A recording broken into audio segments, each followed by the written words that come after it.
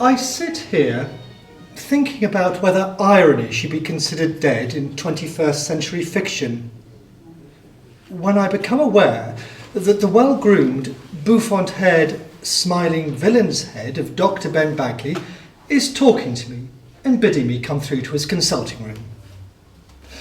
Dr. Bagley is my psychiatrist. I don't actually own him, but buy a little of his time.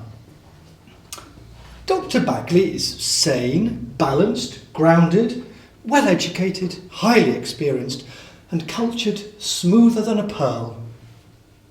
He's also extremely predictable.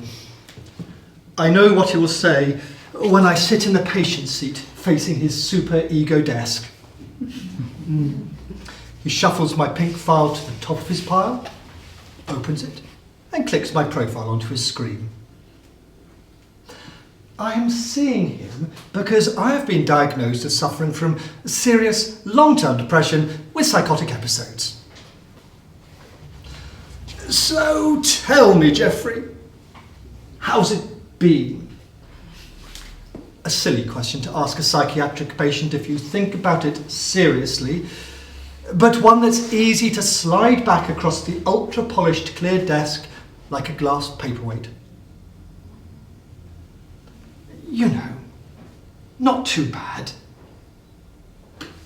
I take care not to stutter between the not and the two, but my hands are shaking, so I clasp them together. He looks at me and waits for more. I know, if I talk about art, he'll be satisfied for a while. Dr. Bagley likes art. Well, not real art. Comfortable paintings that would be at home in a photograph of a room in an edition of Country Life.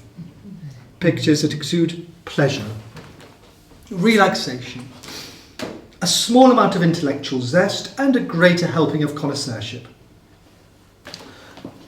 This morning, I went to the GF Watch show at the National Portrait Gallery.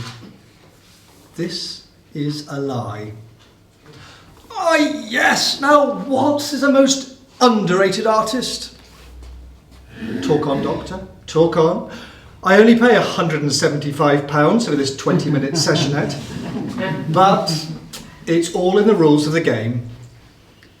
Dr. Bagley wants to observe whether or not my mind can engage on a topic outside of my mind.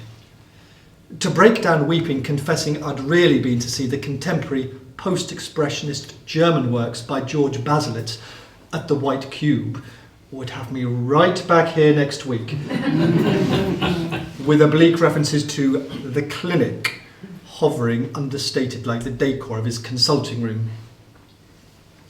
So I face him, look him straight in the eye contact without staring is good, and find myself saying, but of course, what has to be placed in the context of the tide of the aesthetic movement flowing through late Victorian society, don't you think? And then, of course, you have to consider the complex network of patronage. He is taking this without question. Dr. Bagley writes some words in my case notes. I've never seen these notes, but I can guess today's entry. Cognitive reasoning skills continue to improve. Mood positive and realistic.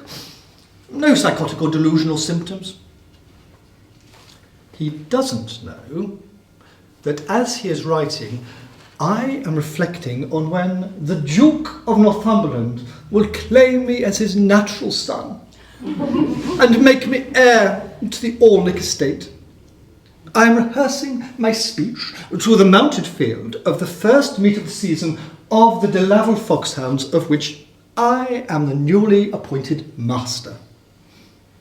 All of this eludes Dr. Bagley. Let me tell you something else the psychiatrist hasn't a clue about. I arrive 10 minutes early for my appointment at his consulting suite. He is usually running 10 minutes late. I don't waste those 20 precious minutes. No.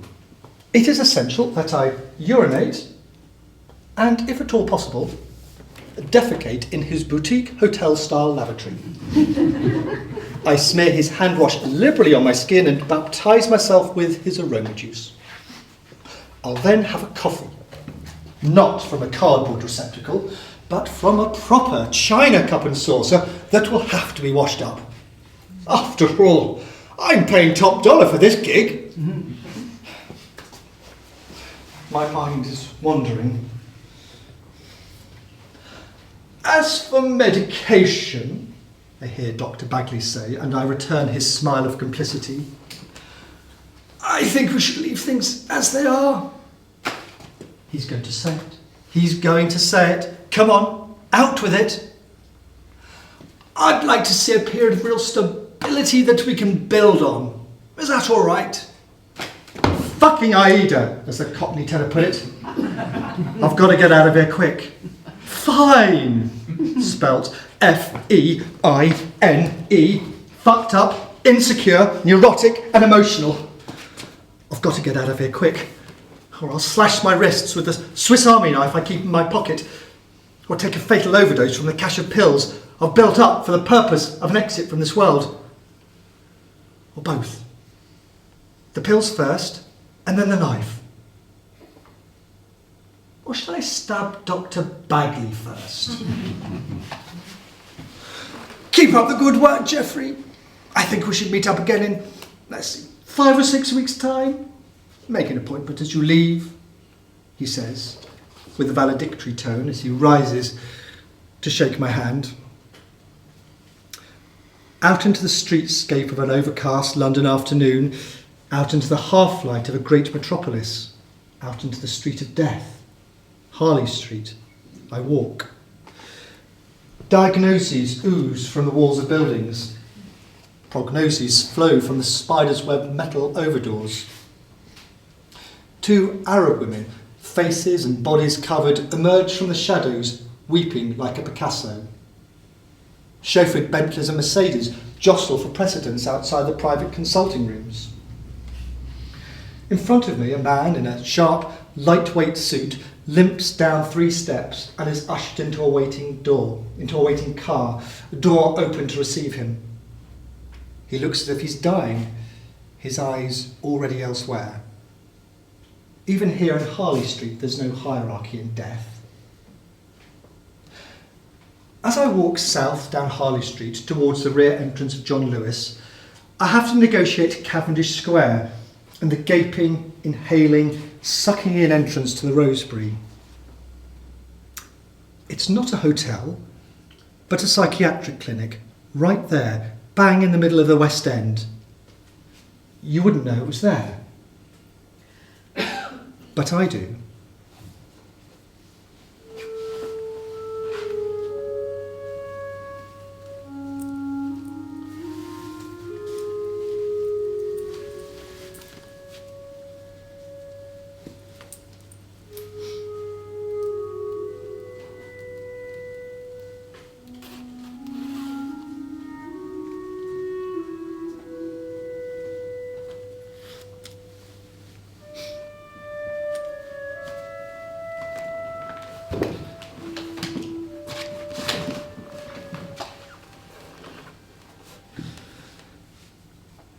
The atmosphere is serious, reverential.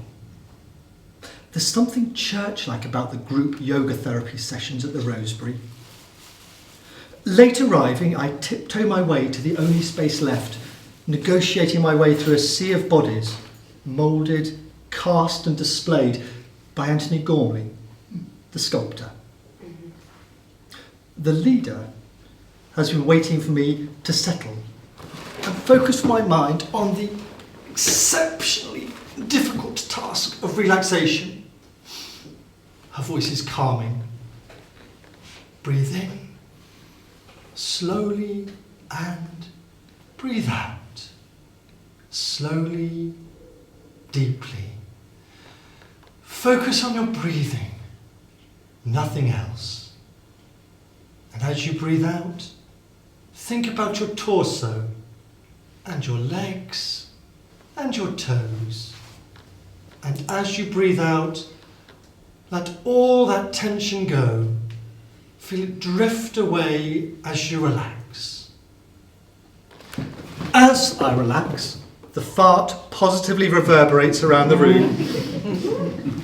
I take up my mat and walk. I can't take it seriously. Of all the therapies on offer at the clinic, yoga's not the one for me. I'm here as an inpatient at the Rosebery at the suggestion of Dr. Bagley. Just for a short while, a week or two. This is my 11th week, and I don't have any idea when my release date will be. It's a strange kind of freedom from the cold, cold world out there. Some of my living, walking, breathing demons cannot reach me here. You understand this is not a secure unit. We're all voluntary psychiatric patients consenting to the treatment we receive, and the door is always open. Yet, I know that if I try to leave in the condition I was in during the first few weeks of my stay, I would have been sectioned under the Mental Health Act and transferred forcibly to Rosebery 2, out in the leafy suburbs. It could be in the street where you live. In this world, you never know who's close to you. 2 clinics, Rosebery 1 and Rosebery 2, like 2 nuclear reactors, one more easily cooled, the other whose spent rods could cause trouble for generations. In this liminal, half-free Hamlet world of the clinic, the trick is to be mad. Too mad to be sent back to work, for instance, but not quite mad enough to get myself sectioned. I can bawl and shout, shiver and shake, talk of killing myself, refuse to eat, decline to defecate, puke up to order. All the tools in my box of control. But if I use threatened or actual violence towards staff, fellow patients, residents, or visitors, I'll be transferred as quick as you can say Sigmund Freud. Self-harm, like cutting your own flesh, is acceptable, again up to a point, a normal, everyday, run-of-the-mill suicidal talk, or even failed bids, simply go with the territory. What you expect in a psychiatric hospital. But all staff are on suicide alert. In the clinic, you have to earn your freedom, but it has to be better than the streets and a sleeping bag in a doorway stinking of piss. I have a room of my own, of a certain kind. No light cables or electricity wires. Coat hooks pull easily away from the doors and the walls. The window opens, but only 3 inches. I can lock the door from the inside, but of course all staff have a key, and there's a Judas spy hole for looking in, not out. On admission, a new arrival is given an observation room with 24/7 supervision through a window that gives nurses a framed view of you waking and sleeping, clothed and naked. After arrival, if all is well, inmates are moved to a room without the observation window, but close to the nursing station, like a railway station, only not as quiet. And then a move further away till they reach the bright, sunlit uplands of the first floor, where cure and containment give way to recovery and rehabilitation. Medication has to be taken under the close supervision of a psychiatric nurse, skilled in detecting the usual wheezes, hiding pills under the tongue, tucked into clothing, placed under the hair, or pushed into an ear. The aim is to amass a large enough stash of pills for a private death bid, or even a suicide party.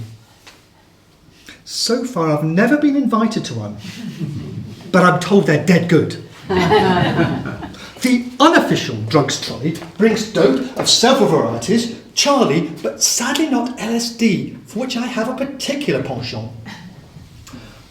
I paid £50 for 2 tabs Builder's Acid, but tripped no further than the artwork of my King Crimson CD cover.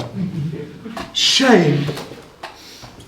I like a proper LSD trip, especially in a place of safety.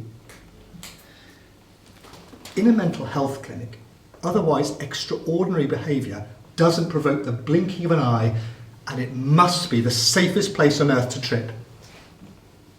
Dr. Bagley calls what I see and hear when I'm not tripping, but in my normal, everyday state of mind, psychotic symptoms, and they get him scribbling in my pink case notes like Tolstoy in a rush.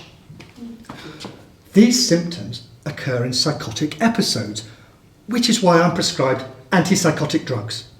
Because I do see things that aren't there, and I do hear voices when no one has spoken.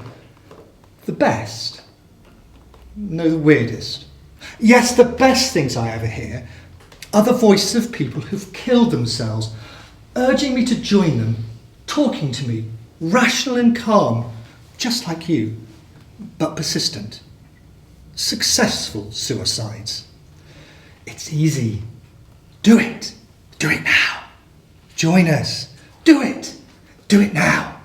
Don't think about it too much. We're all here to welcome you. The pain will be over. You'll never regret it. You'll be at peace. Go on. Do it now. Bagley goes apeshit when I tell him, and he refers me to one of his colleagues for a second opinion.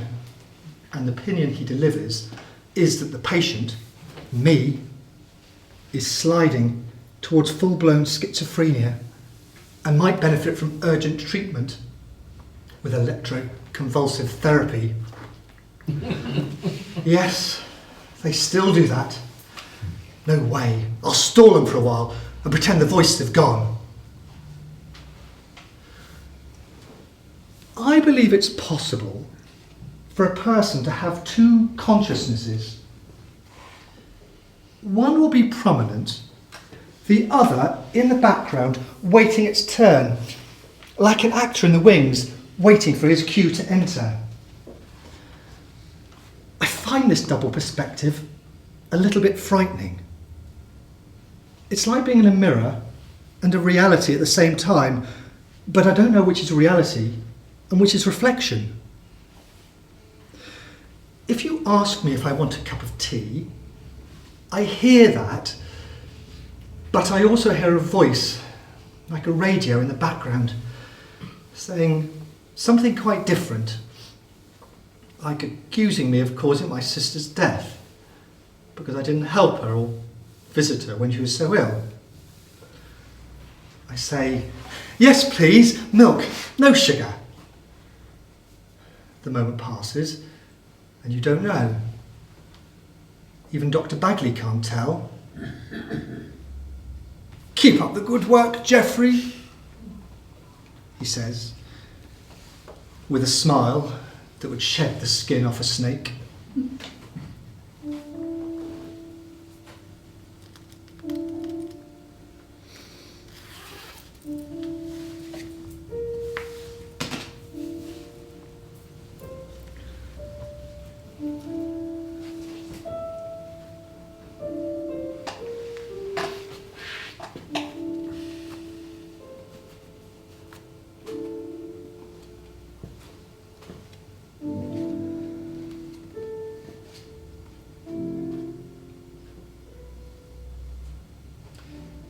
When the blood begins to cascade in a slow fountain down the front of Simon's white collarless shirt, I know my blade has penetrated the soft tissue between the ribs. He lets go the leash of his Rhodesian Ridgeback status dog, who begins to lap up his master's blood, which is forming a pool on the floor of the barn where I've been slicing carrots for horses. The next thing Simon does is a passable impersonation of all the actors' deaths I've witnessed in a lifetime of theatre going. He gives a half-gasping, half-gurgling sound as he slides down. I'm a little disappointed that he doesn't crawl across the floor before expiring. At this point, I recall once seeing Donald Sinden blacked up as Othello, traversed the entire width of the Theatre Royal Newcastle. Simon doesn't even utter, "I am slain," in the manner of a stage tragedian. That would have made me feel more like the cavalier swordsman I imagine myself to be at this moment. But no, the only word Simon whispers before he dies is Troy, which sounds like classical theatre, but is just the name of his dog. Troy sniffs what is by now a corpse, lifts a hind leg and urinates over his erstwhile master's body before wagging his tail and licking my hands. Simon's big mistake was to call me a mental case. "Apparently you're a mental case," he said to me. The moron had splashed me from a puddle while driving his horror black Range Rover up the farm track to our 2 homes. He has to stop, lower the window, put his head out and turn towards me grinning. It is true that the first words to come into my mind also came out of my mouth. "Fucking wanker!" That's why he came to visit me with Troy a short while later. Mental case, you call me? I'll act like one. Give a dog a bad name. Mental case. I've never before had any desire or inclination to kill anyone. Now I've killed a man, it seems like the most rational thing in the world. And like a theatrical revenger's tragedy, he got what he asked for. Simon set up the plot for his own demise. When he comes onto my territory trying to terrify me with Troy's slobbering jaws, something flips like a switch in my mind and I stab the bastard dead. There's a stigma about mental illness that can lead to behaviour that's more destructive than most other forms of discrimination because it's kicking a man when he's down. Why should I have killed Simon rather than the scores of other people I've gone mental at when the defence switch turned to on in my mind? I don't honestly know. This one invaded my space, but he trashed more than that. This one attacked me in a slyly malicious way. "Apparently you're a mental case." In other words, that's what most folks around here think. Not only Simon, not just the neighbours, very few who might have talked to him about me losing the plot. No, not just them, the generality, people at large. I was being classified and placed outside of the box. Inside were all the well-adjusted good blokes and a wider community of wives, partners, girlfriends, mothers, relations and friends. Outside was me, the mental case. What Simon was really saying was that I was seen as tried, sentenced and judged by the community as a whole as a mental case. How do you live with that? How do I live with that? I mean, think about it, seriously. How do I face these people every day? The network of people who will have nothing to do with me widens with time and knowledge of my condition. The man who is not quite right in the head. Exiled to the gulags. Siberia in rural Hertfordshire. England in 2015. The mental case. Simon could have used any number of abusive names, but not mental case. You see, it's stigma. Nothing but stigma. And I was never going to rest until that insult was avenged, sooner or later. That it was sooner is Simon's doing, and I am thankful to the prescription tranquilizers that helped me steady my blow. A shaking depressive